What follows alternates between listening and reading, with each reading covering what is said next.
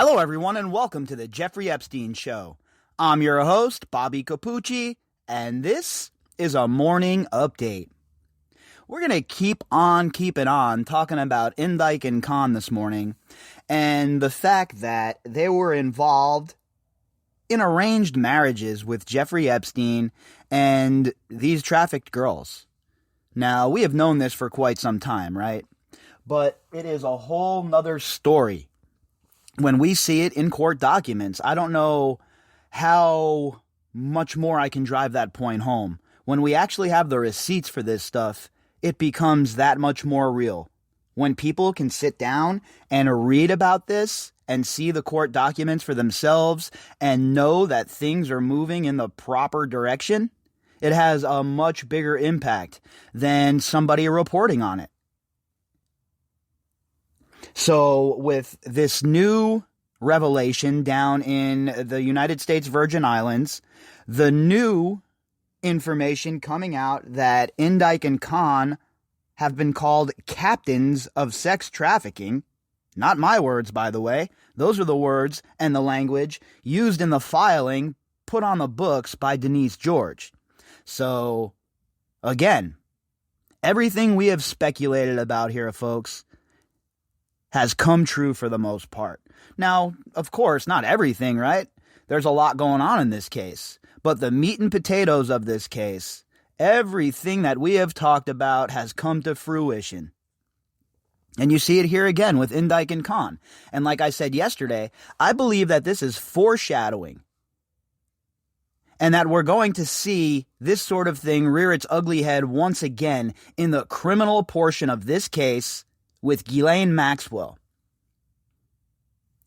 Indike and Khan are two people that I believe the feds can really press here. They already have mad dirt on Indike for him with the whole structuring situation. That alone can get him charged and get him slapped with a hold'em charge as they build a case against him. But for some reason, they're still letting him run around and stay free. Now, my only guess is they are continuing to work on the indictment and the overall case, and they want to make sure that all of their ducks are in a row before they unleash the indictments on these people. But with this new information from the Virgin Islands, you have to think that the writing most certainly is on the wall, especially when explosive rhetoric, like calling these two dudes captains of sex trafficking, is used. There's no going back from that. There's no softening up those words. Those words are what they are. She basically just said that these dudes are capo regimes in Jeffrey Epstein's criminal enterprise. Point blank, period. Allison Moe, are you listening? SDNY, are you listening? Judge Nathan, are you listening? Let's get this ball rolling, and let's get a full-blown, overbearing RICO case dropped on all of their heads. Our article this morning is from the New York Post, and the headline is, Epstein financiers forced his survivors into arranged marriages, lawsuit alleges. This article is authored by Priscilla DeGregory and Ben Feuerherd. The longtime financiers of Jeffrey Epstein's estate were hit with a lawsuit by authorities in the Virgin Islands on Wednesday, alleging they facilitated his sick lifestyle by forcing his survivors into arranged marriages to secure their immigration to the United States. Now, think about that for a minute. First and foremost, for as much shit as the United States gets, and for as much as we trash it, I mean, let's be real, everybody around the world is falling head over heels to come to the United States, even being willing to be involved in sham marriages to get here. So, as much as we're critical of the United States, the idea that it's built on is what I love. What it can be and what it could be is what I love. What I don't love is the shitbag government officials that have been elected that have continuously destroyed the pathway to the United States being everything that it should be. Epstein preferred women who didn't speak English because they spoke less, according to the updated civil complaint filed by the U.S. Virgin Islands Attorney General, which accuses Darren Indyke and Richard Kahn, the co-executors of Epstein's estate, of being captains in his criminal enterprise. So, just them being named as captains in this criminal enterprise should be enough to get them yanked off of this as executors of this estate. I don't understand how that has not happened so far. Furthermore, I don't understand how these two morons were ever allowed to be the executors of this estate, considering everything that everybody has known about them, how they were connected at Epstein's hip, were in Epstein's hip pocket, were the ones that were facilitating all of these deals, signing off on it, and according to these reports, involved in even, you would think, basically forced sham marriages to get people citizenship. So not only were they scamming and plotting financially, but they were also engaged in immigration fraud as well. One of Epstein's survivors was flown by the multimillionaire pedophile and his business partners from New York to Palm Beach to his private island dozens of times between 2004 and 2017, AG's office claims in the suit.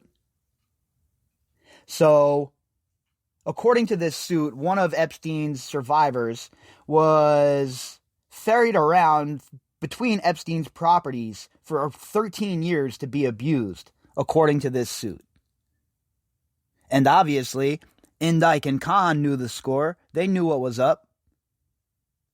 These two dudes were involved with everything that Epstein had going on. These two dudes were as close to Epstein as you could possibly get.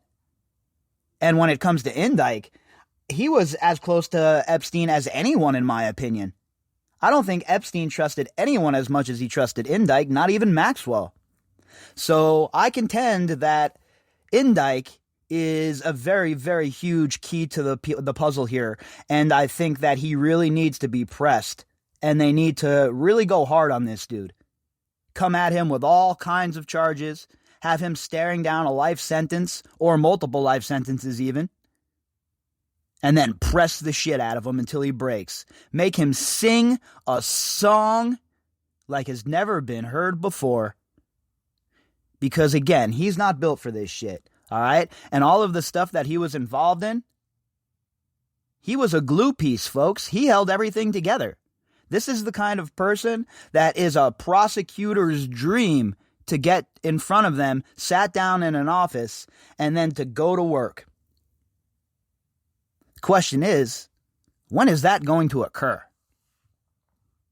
During the latter part of his period, she was forced into an arranged marriage to another survivor that was facilitated by defendant co-executor Indyke to prevent the other victim from being deported, the complaint states. So Indyke was just hugely involved in all of this backroom dealing, getting these immigration deals knocked out, making sure that these girls were able to stay in America so that they were able to be put to work here, right? So Jeffrey Epstein could do his thing.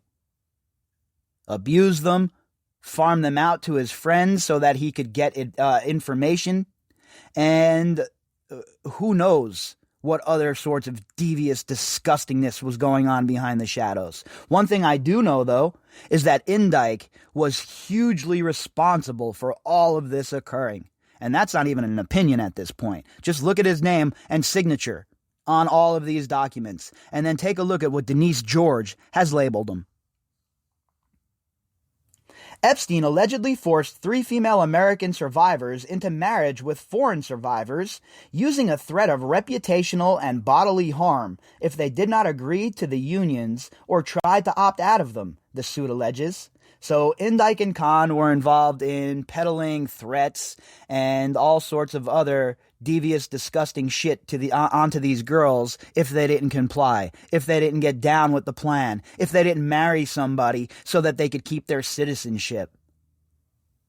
Once again, these girls and everybody in Epstein's atmosphere are just pieces on a chessboard to be moved around. In each instance, Indike and Khan knowingly facilitated the fraudulent and coerced marriages, performing and securing the legal and accounting work involved, and enabling a fraud that would further bind Epstein survivors to him and enable Epstein to continue to control and abuse these victims sexually, the complaint states. Co-conspirators is what these people are, okay? Let's just call them what Denise George calls them, captains of the sex trafficking industry.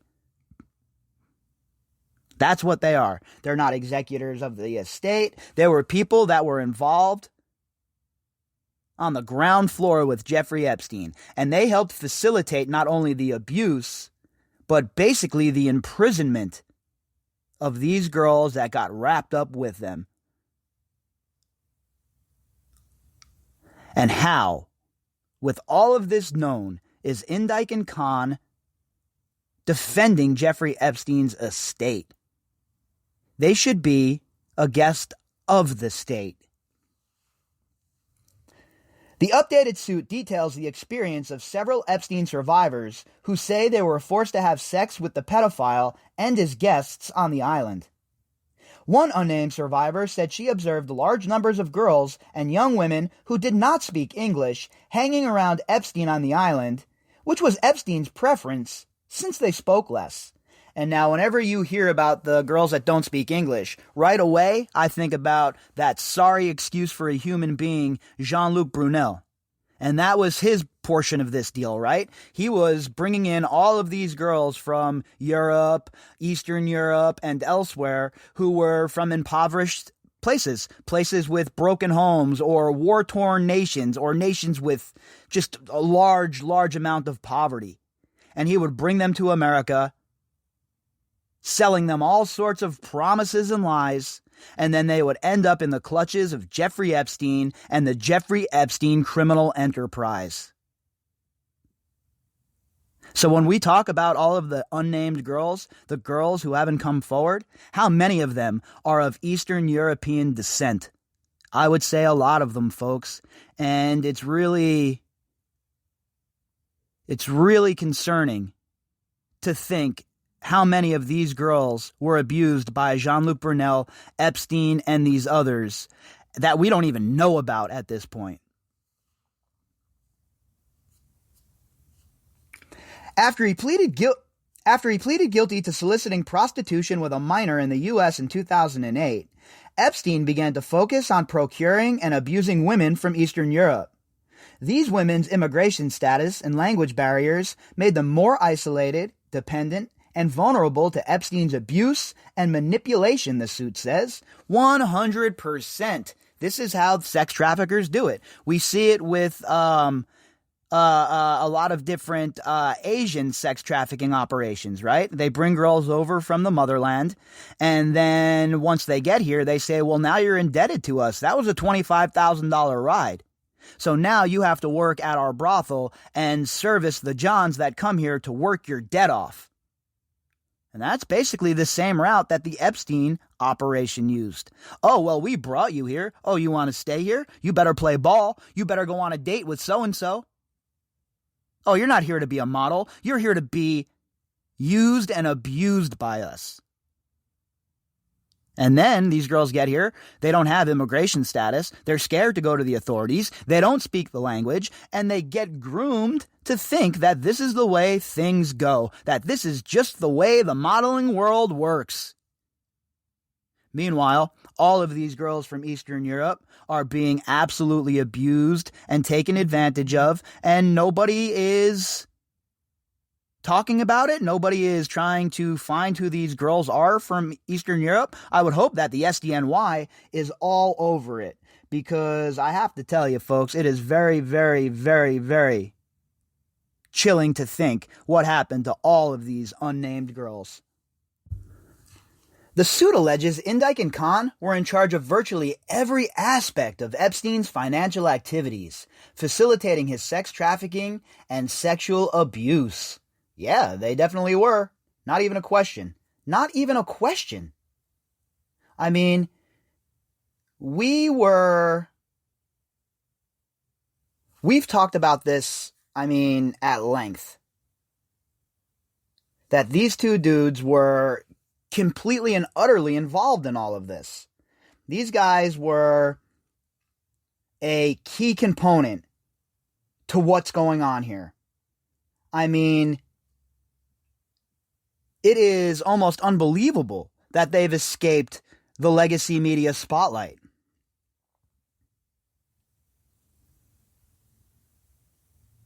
The suit alleges Indyk and Khan were in charge of virtually every aspect of Epstein's financial activities, facilitating his sex trafficking and sexual abuse. As the controllers of Epstein's companies, such as Southern Trust, now remember that name, that's the LLC company, the slush company, the money laundering station, the pair made payments to women who were forced to have sex with Epstein and or recruited others to be victimized, the suit alleges. So these dudes are not only enabling Jeffrey Epstein's behavior, but they're aiding and abetting it as well, and signing off on the financials. So, how is it that these two dudes are still the executors, and they are not in jail? How in the world is that even possible? The suit claims that Indyk and Khan were compensated handsomely throughout their work with Epstein, but the exact totals for how much they were paid is not included in the complaint. Well, that's because we don't know how much they were paid, let's be real. They have the money that's on the books, their taxable income, but that's not the be-all, end-all. We don't know how much they really made. We don't know how much they have stored offshore. How much crypto do they have? How much money do they turn into commodities? How much money do they pump into oil? See, this is why a forensic accountant must be on the tail of these people and must go hard in the paint, because there is obviously a ton of financial malfeasance that occurred. In a statement, a lawyer for both the men says they categorically reject the allegations of misconduct made for the first time today by the Attorney General of the Virgin Islands regarding their purported roles in the so-called Epstein enterprise. Oh, well, Indyk and Khan finally getting called out on the carpet, and they don't like it. The so-called criminal enterprise? Nice try. You mean the so-called innocent Indyk and Khan, right? C2 can play this game. We can just flip the words around right back at them, send it back at them in boomerang fashion. The facts are clear. Neither Mr. Indyk nor Mr. Khan had any involvement in any misconduct by Mr. Epstein of any kind at any time, the statement reads. What? Then why are their signatures all over the paperwork? Why didn't they go to the authorities and tell the authorities what Epstein was up to? Oh, that's right. They were busy enriching themselves on the backs of a criminal enterprise. Get ready to have your bank accounts frozen, boys.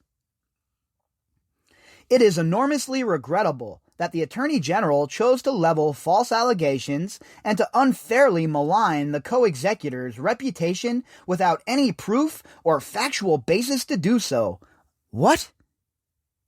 There is oodles of proof that your clients are scumbags, bro. Are you crazy right now? What planet are you living on? You must have microdosed before you answered these questions. The statement says the AG should instead grant their request to lift liens placed on his two Virgin Island properties so they can be sold, and the money can go into the Epstein Survivors Compensation Program. Oh yeah, it's all Denise George's fault that your clients were involved in the Jeffrey Epstein criminal enterprise and signed off on everything. It's her fault that your clients provided not only advice, but material comfort to Jeffrey Epstein. It's everybody else's fault, right? No. Your two clients, Indyk and Khan, are finally getting some spotlight, tossed their way, and boy oh boy do they deserve it. To date, the estate has funded that program with over $87 million to pay claims made through it. The co-executors continue to diligently attempt to raise additional funds for use in that program, the statement reads. Yeah, while at the same time siphoning money off and spending it on a bunch of dumbass shit that nobody cares about or needs. Virgin Islands Attorney General Denise George placed the liens on his assets when she originally brought the civil case against Epstein's estate in January 2020, alleging that he had a harem of girls so large that he needed a computer database to keep track of them. Well, we've seen that with Nygaard as well. That's definitely something these guys do. What, you don't think they have a spreadsheet with all of their girls listed on it? Of course they do. Now, will they go by nicknames or have some kind of coded system? Probably. The smarter ones will. But they definitely have a database. George alleged that Epstein ran a decades-long sex trafficking ring from his islands Little St. James and Great St. James, in which victims, some as young as 11, were lured under false promises and raped and abused by him and his associates. I mean, just think about that for a minute, folks. What's being alleged here? 11-year-old girls brought to this island to be abused by Jeffrey Epstein and his mongrel-ass friends? And there is no senatorial hearings or committees or anything like that going on, huh? Makes you wonder why. The girls were transported to his islands by helicopter, plane, and boat to be abused as recently as 2019.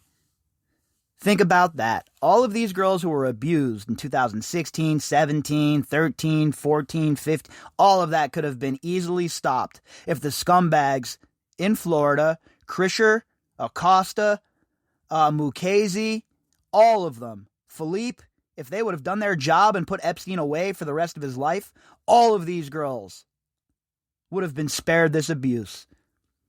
And I'll tell you what, they should, the girls who were abused after Epstein's first arrest, maybe they should file a civil suit against the United States government for facilitating Jeffrey Epstein's behavior. Epstein committed suicide, allegedly, in a Manhattan jail cell in 2019 while awaiting trial on sex trafficking charges in the Southern District of New York. His longtime friend, co-conspirator, fellow child abuser, general all-around scuzzball and bipedal serpent, Ghislaine Maxwell, is now locked up in a Brooklyn federal jail awaiting trial on charges for allegedly aiding in the abuse and lying about it under oath. She has pleaded not guilty. And we all know how well that's working out for her. L after L after L keeps on mounting for Ghislaine Maxwell, and boy oh boy is it fun to watch. I'll tell you what, folks, the heat is certainly on. The remnants of Jeffrey Epstein's criminal enterprise. They are on their back heels now. They are not taking the initiative. They are forced into a defensive posture. Meanwhile, the prosecution continues to come forward. If you'd like to contact me, you can do that at bobbycapucci@protonmail.com. That's BOBBYCAPUCCI@protonmail.com. You can also find me on Twitter at BOBBY_CAPUCCI. All of the links that go with this episode can be found in the description box. As for me, I will be back later on, and we will pick up where we left off.